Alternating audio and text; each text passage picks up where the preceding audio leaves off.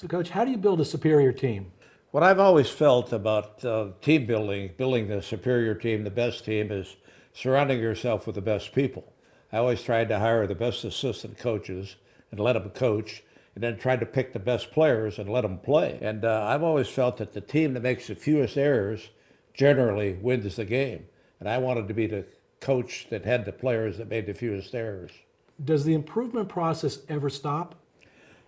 You know, you never feel like you have all the answers. So I've always felt that there's always more to learn out there. So I'm always searching or continuing to look for improvement in my players. How do you tell if a player has real skills? The way that I try to evaluate a player's skills is that you put him out there and you have all of these different drills for the different positions that a player plays. Offensive line, linebackers, defensive backs, running backs, quarterbacks. So you put them through all of these different drills, and if they hold up and if they excel in these drills, then you know that they have the skills that are needed to be the best player that they can be. Coach, how important are the people we don't see? The scouts, the assistant coaches, the trainers, and even the groundskeepers? You know, the people that really don't get the credit that they deserve are the guys that work behind the scenes. You know, the assistant coaches, the people that take care of the field, the ones that take care of the stadium.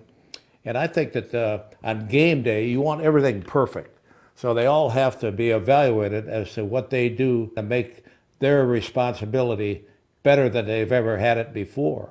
And that's what I've always tried to do, is exceed expectations. At Summit, service is everything. So we sometimes don't know who's behind the scenes also, but they are the most important people at Summit. You know, being the head man at Summit, I think it's important that you're aware of everything that's going on around you. And sometimes it only takes, you know, a glance, a nod of the head, a pat on the back to make the people realize that you're aware that they're doing everything that they can to be the best that they can be.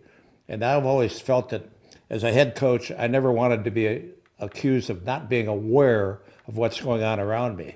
Is the team approach always the better way to go?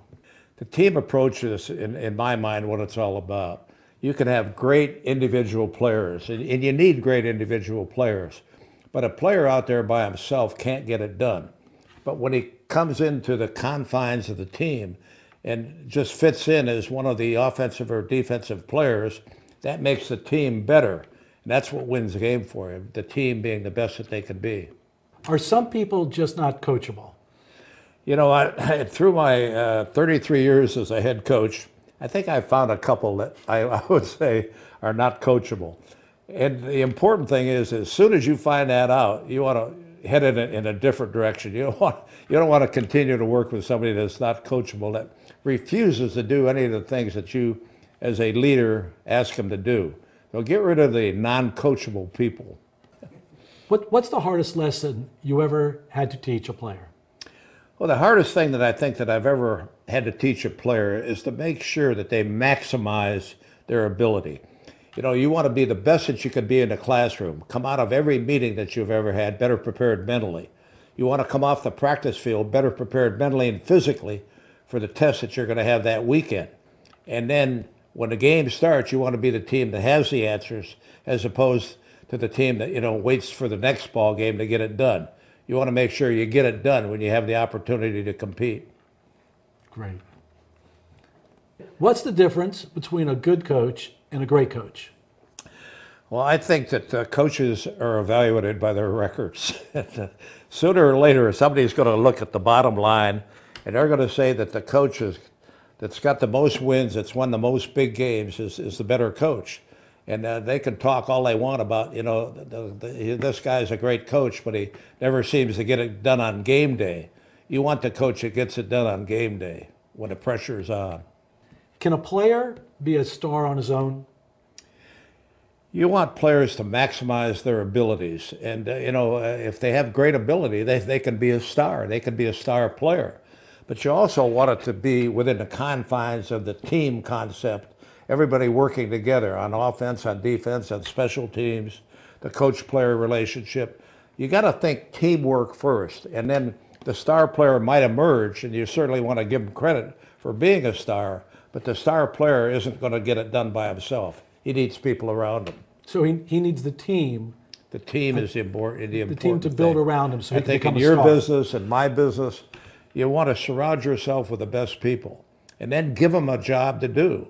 But make sure that you, as a leader or as a head coach, are aware of what your people are doing. Have you seen anything at Summit that impresses you? You know, what I've noticed about my relationship with the people, you being the boss and then the people at Summit, is that we have this team concept. And that makes me relate that much more with you because that's been my whole philosophy. At Summit and the people that you surround yourself with, it's all about team. It's all about getting the job done, maximizing the opportunities that you have. Coach, who teaches a coach to coach? Good question. You know, I was a player for 7 years in the National Football League, and I not only wanted to know my assignment, but I wanted to know the assignments of everybody around me and why we were being asked to do what we were being asked to do. And I would drive my coaches nuts with the why question.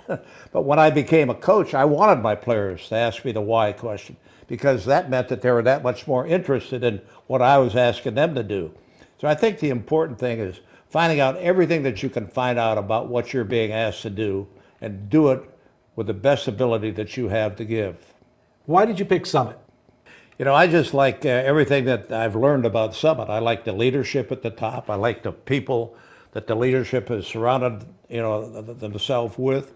And I like your goals and the way that you go about accomplishing your goals. You're not afraid to go to work, and that's what I like. Somebody that's willing to go to work and somebody that wants to be the best that they can be. All broker-dealers have the same products and services, but it's the quality of service that they deliver. At Summit, we deliver superior service. How important in your life when you go to do something is service?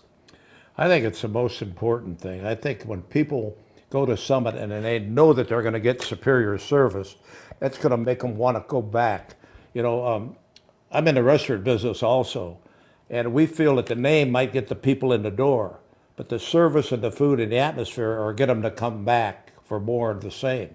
So I think that's so important at Summit that you realize that, once you get them in the door, the thing that's going to bring them back is the service and a good feeling that they have about what you want to get accomplished. All right.